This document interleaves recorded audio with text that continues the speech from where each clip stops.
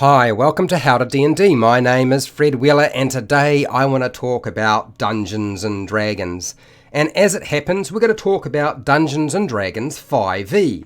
We're not talking about teamwork, that's just my idea of having a bit of fun. So if you see that image on there, okay, that's about mice, teamwork, make sure you get the cheese, that sort of thing. We're talking about the core rules. That's the core rules for Dungeons and Dragons 5e. What the heck are they? What do they mean? And how do they work? In other words, show me, Fred, show me how they work. Now, for those of you who saw my thumbnail and were thinking, what is that all about? There's a manticore involved today. I'm sorry, there's a manticore involved. There will be a manticore. So what I'm going to do is I'm going to explain essentially what I'm going to cover. I'm going to tell you where to find the information you will need. I'm going to then explain each of the different parts of the components of the mechanics for Dungeons and Dragons, and then I'm going to show you with dice and maps and miniatures how to actually do these things, what these core mechanics actually look like when you have to start rolling dice and doing maths. So let's get it done, shall we? So this video covers the basics of Dungeons & Dragons 5e, core mechanical rules, and they can be found in the Player's Handbook for Dungeons & Dragons 5e, or you can also find them in the free PDF that's online that has the core rules. You can download that from the Wizards of the Coast official website. They have it available to anybody, doesn't matter who you are, and I believe they do have it available in a few different languages now, not just English, which is kind of cool. So what am I covering today? I'm going to be covering, first off, ability checks, because it's the most important thing, and that is on page 174 of the Player's Handbook. I'm also going to cover skill checks, which is on page 174 of the Player's Handbook as well. I'm going to cover saving throws, doing or performing a saving throw, which is on page 179 of the Player's Handbook, and I'm also going to cover attack rolls, making an attack roll, and that's on pages 193, so that's 193 right through to pages 194 and maybe a little bit of 195, because it's Dungeons and Dragons and it's very heavily based around things to do with combat. That's just sort of the nature of the beast. Okay, so let's have a quick talk about the sorts of things that we need to discuss. So what the heck is an ability check? So the ability check is a test of a character's or a monster's effort to overcome a challenge or some sort of threat. Usually it's a challenge, okay? It's a barrier that they have to achieve, or often it fills in all the gaps. It is the most important type of mechanic in the game, and it's very, very simple to do, okay? It's essentially your ability modifier plus a d20 roll. That's how you figure it out. So whatever your ability modifier is, for whatever ability it might be strength, dexterity, constitution, intelligence, wisdom, or charisma, and then you add your d20 roll, okay? I'm going to show you how to do this, don't worry. The skill check. Now the skill check is a test of a specific aspect of the character's or monster's abilities. So it's it's more around being trained usually, okay? There might actually be some sort of special training that has taken place that makes it easier for you to overcome a threat or a challenge of some kind. So that's the skill check. So it's kind of like an ability check, but usually it's a bit more specific, and there's a few more, there's a little bit more information tied to it. Now, how do you perform that? You take your skill check modifier or your skill modifier, and you're going to add a d20 roll. That's how you do it. And then it's going to be compared against what's called a difficulty class or DC. Difficulty class is usually determined by the Dungeon Master, 5 being very easy, 10 being easy, 15 being moderate, 20 being hard, then you got 25, which is very hard, and 30 is like nearly impossible, okay? It might still be possible, but it's pretty difficult to do. It's near impossible. Okay, what about the saving throw? The saving throw represents an automatic and forced attempt to resist a threat.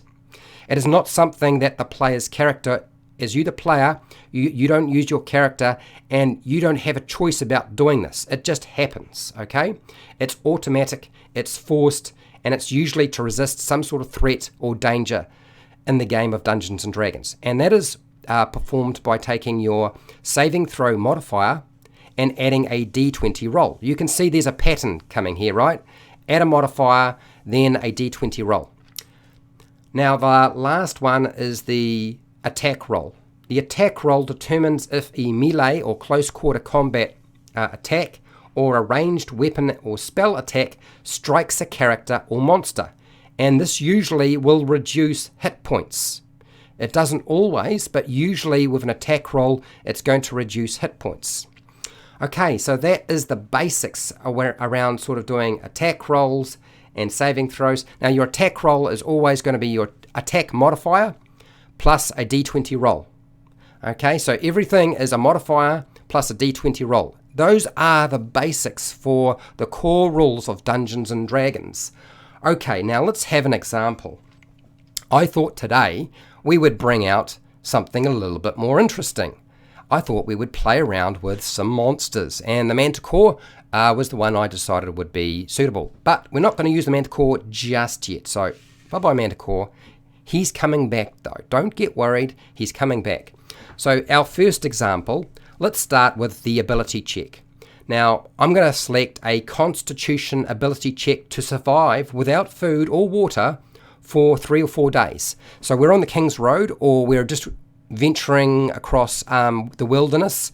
This could be any road, okay? It could be just a dirt road that nobody's ever really sort of explored. It's way out in the wops, and our party have been journeying for 3 or 4 days. They've run out of food, they've run out of water, and they're at a point where they're really sort of starving and being dehydrated. And as a dungeon master, we can ask them to make an ability check, because there really isn't a skill that's related to this. What I want to do is make them perform a Constitution ability check to survive without food or water.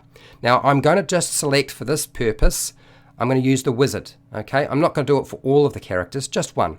Now all of these characters are represented as the pre-generated character sheets you will find in the Dungeons and Dragons 5e starter set. Those pre-generated characters at level 1, I'm using the level 1 characters, so it's nice and simple.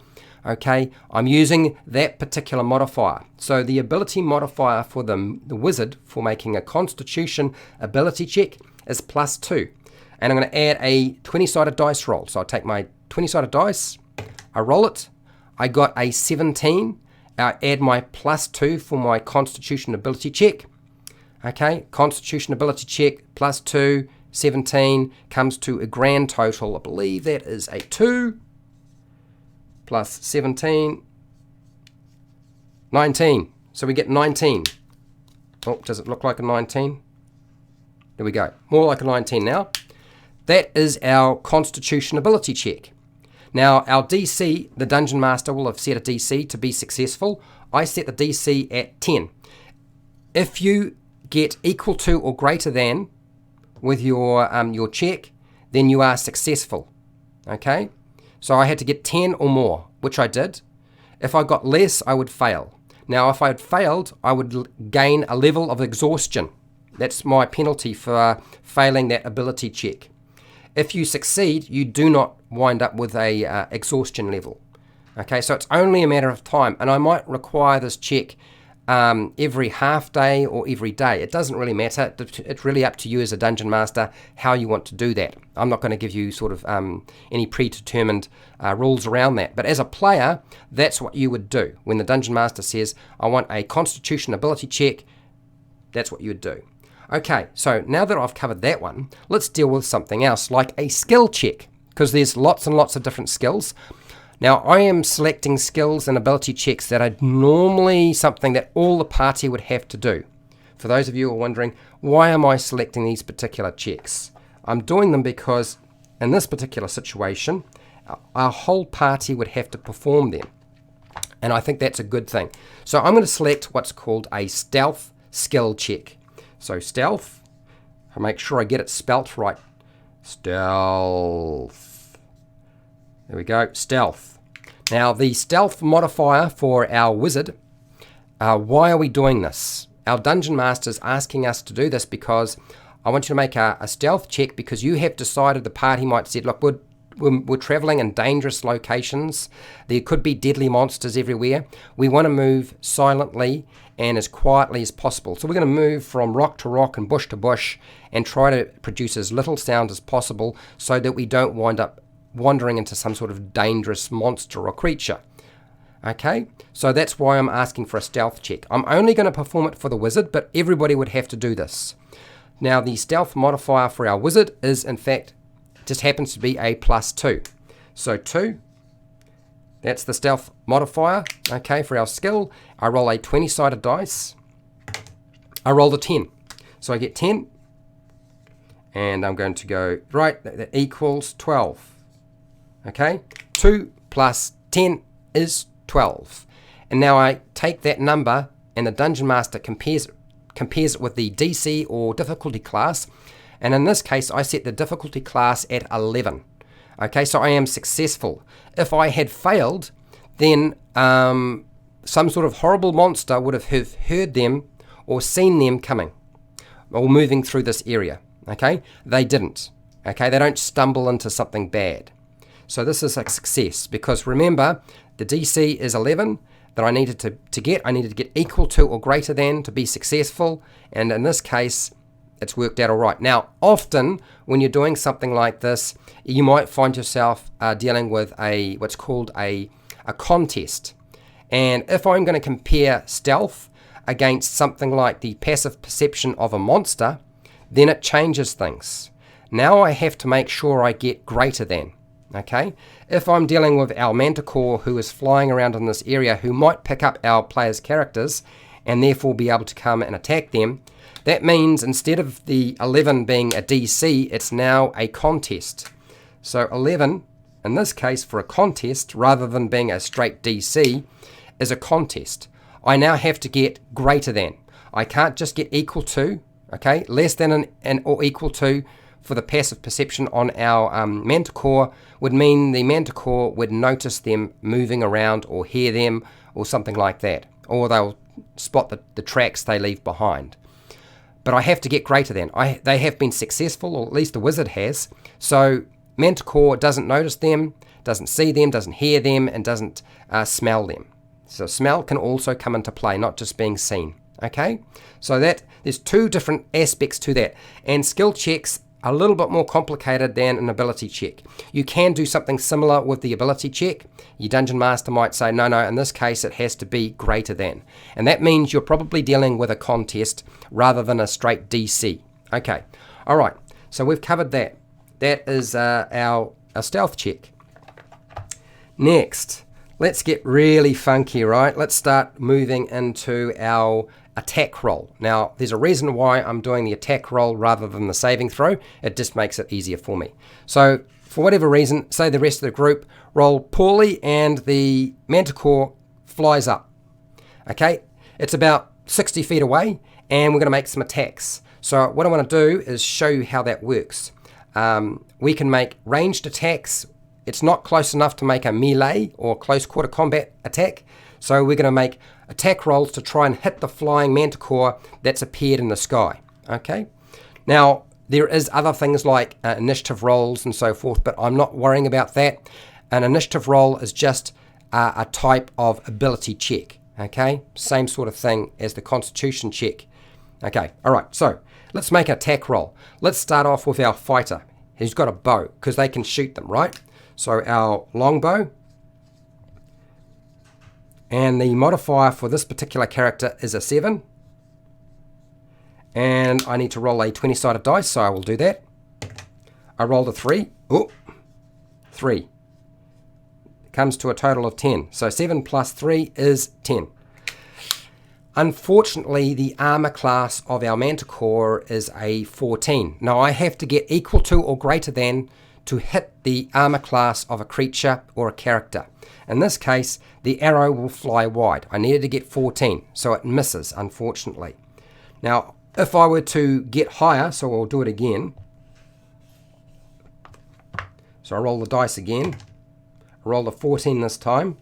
So 14 plus 7, 21.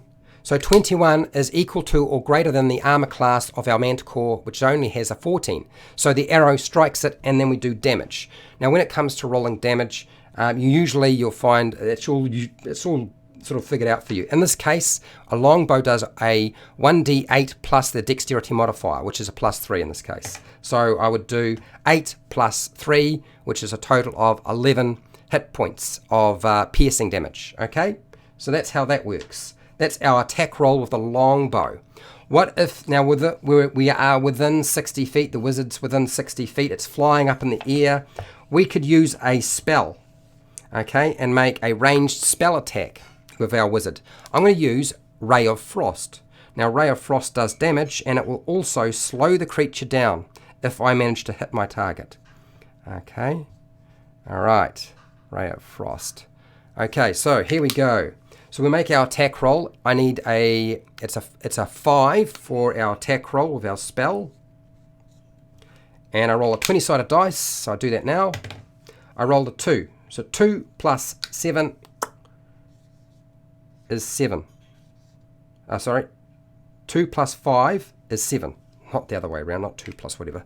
Okay, so I miss because it's less than, it's got to be equal to or greater than the armor class of the Manticore. So I miss. Okay, so we don't do any damage. Now, if I do it again, I'll do it one more time, hopefully get a high enough number, get a 13. 13 plus 5 is 18. So 18 is equal to or greater than the armor class of the Manticore, which has a 14, so it would strike the target, and then we do damage. It's also going to be slowed by 10 feet when it moves. Okay, so grab a 8-sided dice for this and just roll that. I don't add anything to this particular spell. There's no modifier that I add. So I rolled a 1, so I do 1 cold damage to our Manticore with our Ray of Frost, which is a ranged spell attack. There are also close quarter or melee spell attacks as well, but I'm not going to demonstrate one today. Alright, so now that we've covered that, let's start dealing with something like a close quarter attack. Our Manticore flies in close and lands here. And I'm not going to worry about making an attack with the Manticore. I want to just show you how to make an attack with your character, because this is about the players today, not the Dungeon Masters so much. Right, this particular character here, okay, has got a great axe. So we're going to use a great axe for our attack. And we're going to make a melee great axe attack against the Manticore. So great axe. Like that, and the attack modifier for our fighter here who's got the great axe is a 5, and we're going to add our 20-sided dice roll, so roll that. I rolled an 11, so 11 plus 5 gives us a grand total of 16. So 16 is equal to or greater than the arm class of the Manticore. We hit our target, we can do damage now, so grab your 12-sided dice. That's right, you get to use a 12-sided dice with a great axe, and you add 3, because the strength modifier for this character is a 3, okay? So plus 3 to this. So I rolled a 6.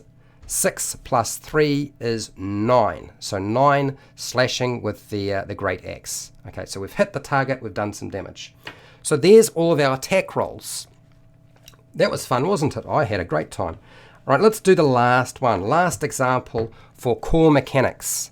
Let's have a look at something like a dexterity saving throw, because what I know is that the wizard has a spell called Burning Hands, and I want to use Burning Hands to mess up the Manticore. So I'm going to have our wizard move 1, 5, 10, 15, and that's good enough. I don't need to get into melee, and I'm going to use what's called Burning Hands. Burning Hands has a 15-foot cone, so that means that I can go 5 squares this way and about 5 squares. I can angle it so I don't hit the players. Okay, that's totally acceptable.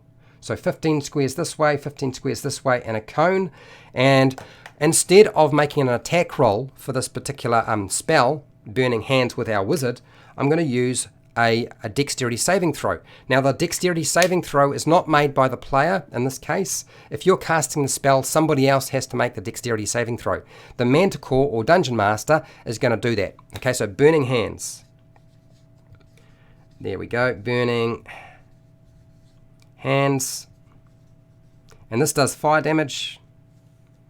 Oh, does it look like a burning hands? Yep, a little bit wiggly. I'm sort of on my side. Sorry about that. Okay, so this is how it works. The wizard has a DC or difficulty class for any spell that involves some sort of saving throw. And this particular character has a 13. Okay, this is based off their proficiency and things like their spellcasting modifier. I'm not going to go into the mechanics of how to do that. I'm just going to show you how to do it. Okay, so the DC is 13. Our Manticore is making a dexterity saving throw. It has a +3 for its dexterity saving throw. So 3. And our monster must roll a 20-sided dice. This is the Dungeon Master. And I rolled an 11. Okay, 3 plus 11 equals 14. Now, what we're aiming to do with a dexterity saving throw is we must get equal to or greater than to be successful. So I needed to get a 13. So I am definitely greater than. Okay, equal to or greater than. I definitely made it. So it's successful in making it save. Now the problem is with something like burning hands is even if you are successful, you still take damage. Okay, if you fail, you would take full damage. Now the full damage on burning hands is 3 6-sided dice. Kind of nice, isn't it? 3 6-sided dice. Yes, you heard me right. 3 6-sided dice. Now I know what you're saying, Fred, is there anything else added to that in terms of damage? Well, if you have a look on page 220, it has burning hands, and you'll notice when it looks at the calculation, it takes 3d6 fire damage on a failed save and half as much damage on a successful. So no, you do not add anything to those dice that you roll.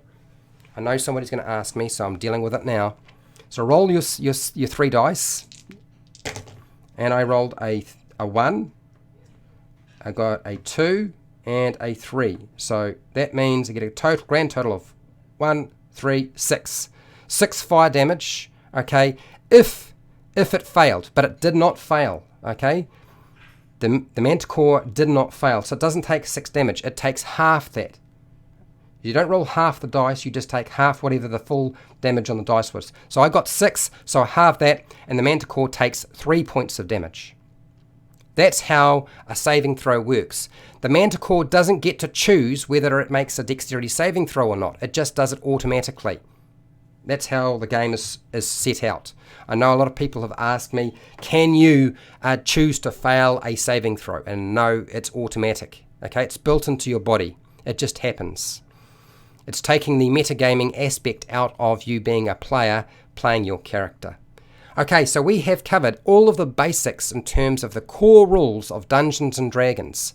Now, I know a lot of you are going to say, but Fred, there's a whole lot of other core mechanics and it's around combat, and I'm not going to cover those because that would take so much longer.